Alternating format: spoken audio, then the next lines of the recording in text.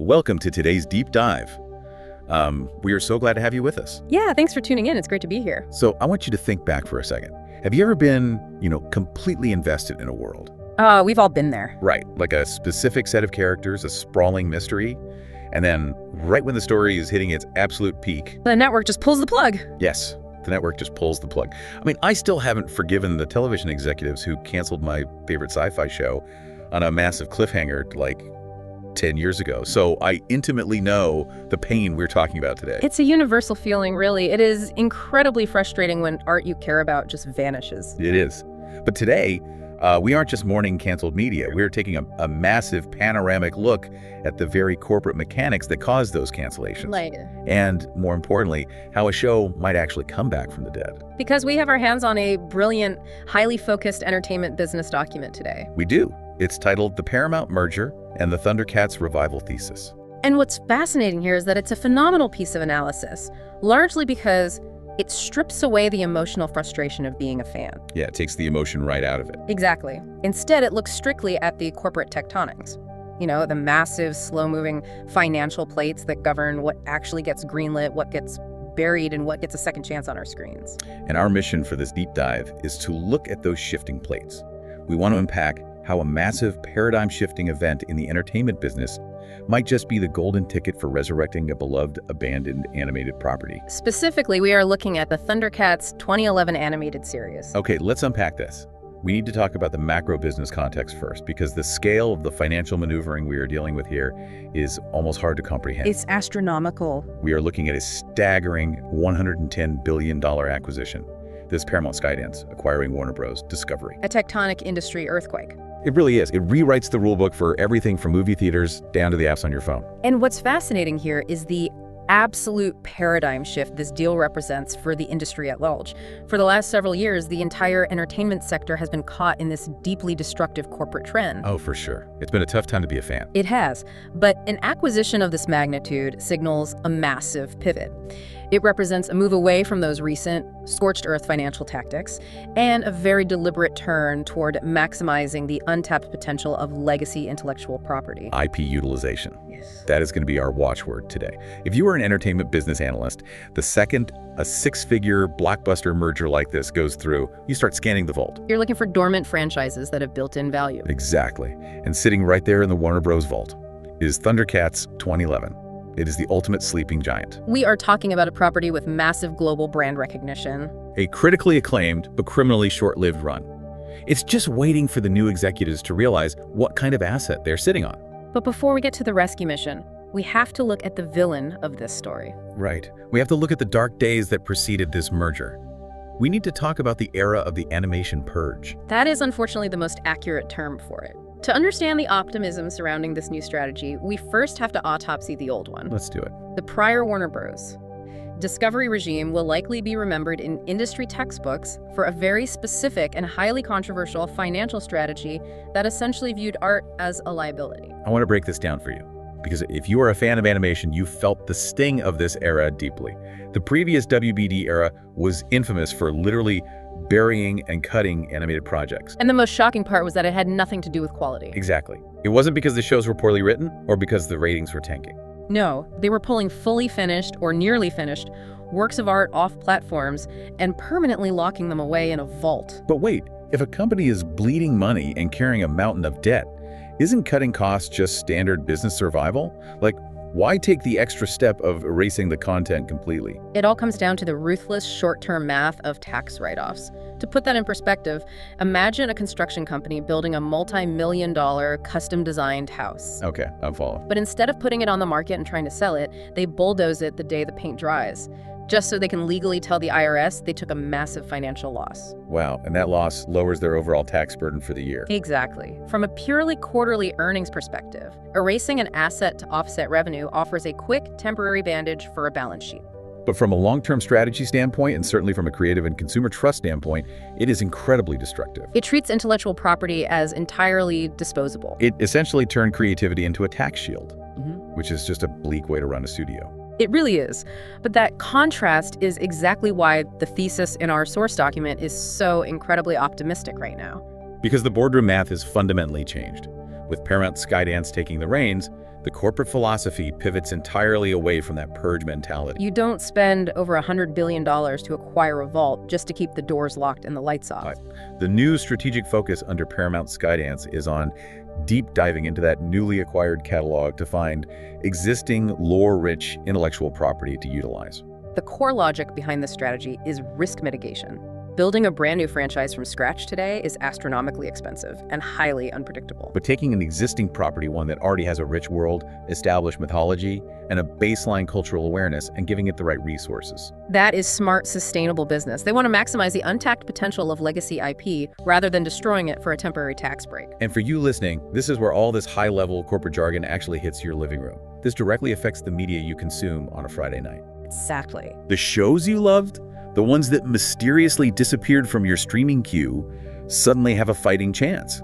They aren't just liabilities on a spreadsheet anymore, they are potential assets waiting to be activated. So if the old regime saw animation as a tax shield, who are the people replacing them and why should fans trust them to be any different? Let's talk about the Skydance factor, because the creative matchmaking here is almost too good to be true. We need to introduce David Ellison. David Ellison is the new head of this combined mega company, and his track record is the crucial variable in this entire revival equation. He didn't just inherit a studio, he built Skydance from the ground up, and he built it with a very specific, recognizable brand identity. Look at the foundation of that company. We are talking about massive, high-octane franchises. The Skydance pedigree is defined by properties like Mission, Impossible, Transformers, and Star Trek. These are massive action and sci-fi juggernauts that require immense scale and careful world building. I look at that live-action blockbuster resume, and I have to wonder, how does that background actually help an animated cartoon from 2011? That specific resume tells you everything you need to know about what the new leadership values, and more importantly, what they inherently understand how to produce. They know how to handle massive production scale? They know how to manage dense, interconnected, lore-heavy universes. They know how to balance high-stakes cinematic action with character-driven science fiction. Because the previous executives didn't know what to do with sweeping, imaginative epics.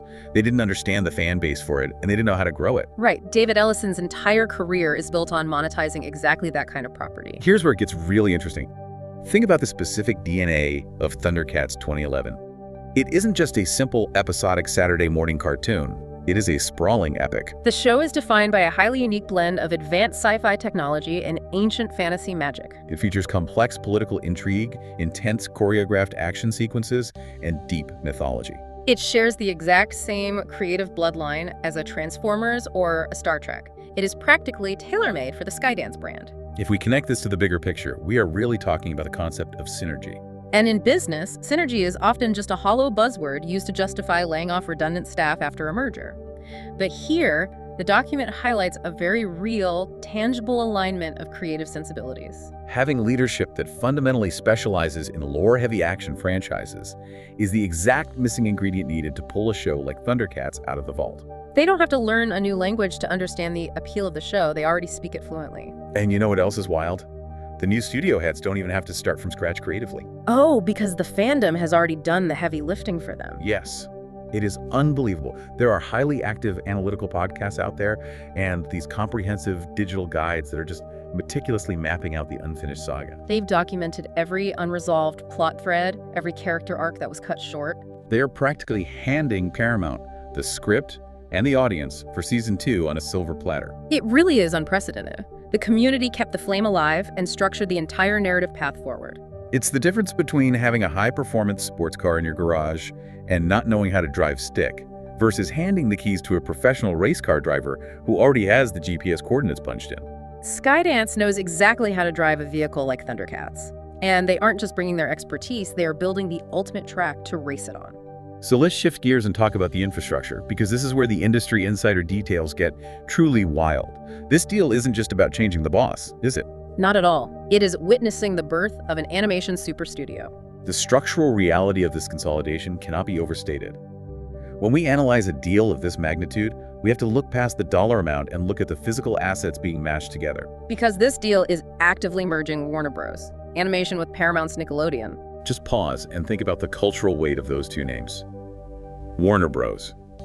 Animation gave us the intense, action-packed worlds of the DC animated universe. While Nickelodeon has defined character-driven, visually groundbreaking storytelling with shows like Avatar, The Last Airbender. On a practical, operational level, this isn't merely a corporate reshuffling of middle management. This creates an absolute powerhouse of animation infrastructure. You are taking two of the most storied, capable, and well-resourced animation studios on the planet and housing them under one single operational roof. You are merging their physical studio spaces, their specialized technological pipelines, their rendering farms. Which are the massive supercomputers needed to make animation look cinematic. Exactly. And most importantly, you're combining their production budgets. The combined talent pool alone is staggering. But what does that actually mean for the screen? Imagine the sheer visual ambition a show can achieve with that kind of backing. ThunderCats 2011 was already renowned for its incredible animation quality, heavily influenced by anime aesthetics and detailed environmental design. But now, imagine an action-heavy show backed by the combined colossal weight of both WB Animation and Nickelodeon. The scope of the battles, the fluidity of the frame rate, the cinematic lighting, the ceiling for what an animated series can visually achieve is suddenly raised exponentially when you have a super studio powering it. It completely removes the traditional roadblocks that animated shows face. Often, the deeply ambitious show is held back because the studio simply doesn't have the budget to execute the creator's vision. Or they lack the specialized talent in-house for complex action choreography. With the combined might of WB Animation and Nickelodeon, those bottlenecks are essentially eliminated. If the Skydance leadership wants a massive sci-fi fantasy battle rendered in breathtaking detail, they now own the ultimate in-house machine to build it without having to outsource to a dozen different vendors. Which brings us to the final and perhaps most critical piece of this business thesis. You have the right leadership who loves action and sci-fi. You have the massive super studio infrastructure to produce it flawlessly. You have fans handing you the roadmap, but how do you deliver it? Right, how do you know the audience is actually going to show up? This leads us to the streaming consolidation, or what this document brilliantly calls the launchpad strategy. Streaming platforms are the battlefield where all of these corporate theories are ultimately tested, and this mega merger triggers a massive consolidation on that front as well. The expectation across the industry is that the Paramount Plus and Max streaming platforms are going to merge into one absolute titan of a service. And this is where the IP utilization strategy becomes actionable immediately. The beautiful thing about ThunderCats 2011 is that the previous run left behind a highly valuable asset, 26 existing fully finished episodes. Those episodes are just sitting there. When these two platforms merge, those episodes will suddenly be thrust in front of a massive, newly combined subscriber base.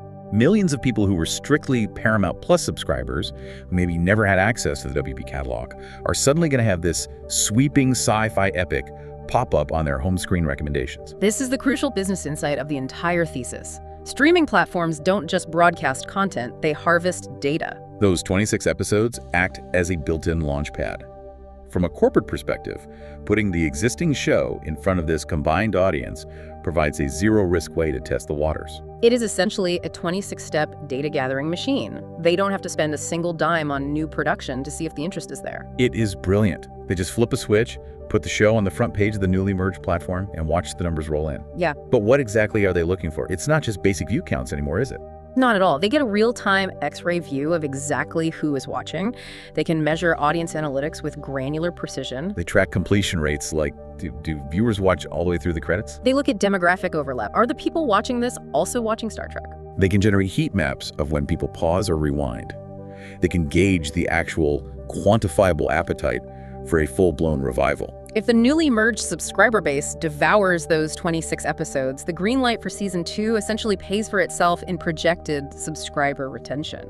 It is the ultimate low-risk, high-reward scenario for David Ellison and his team. They have the product, they are inheriting the platform, and they have an audience hungry for exactly the kind of lore-heavy sci-fi action they specialize in making. Oh, so what does this all mean? If we synthesize all the moving parts of this thesis, the conclusion is incredibly compelling. The merger has fundamentally restructured the playing field. It has removed the executives who viewed animation as a disposable tax write-off. It has brought in leadership under David Ellison, who specialized in expanding epic action franchises. It has birthed an unparalleled animation super studio by combining Warner Bros. And Nickelodeon. And finally, it is consolidating a massive streaming audience that will serve as the perfect risk-free launchpad to test the waters with the original episodes. It is the perfect corporate storm for a revival. It really is. It's hard not to get incredibly hyped when you look at all these puzzle pieces snapping together so perfectly. The business math finally aligns with what the fans have known all along. And mapped out so thoroughly in those digital guides. Exactly. If there was ever a moment for the sleeping giant to wake, If there was ever a time for the Sword of Omens to return, it is right now under this new Paramount banner. The vault is finally unlocked, the resources are practically infinite, and the stage is set for a comeback. This raises an important question, though.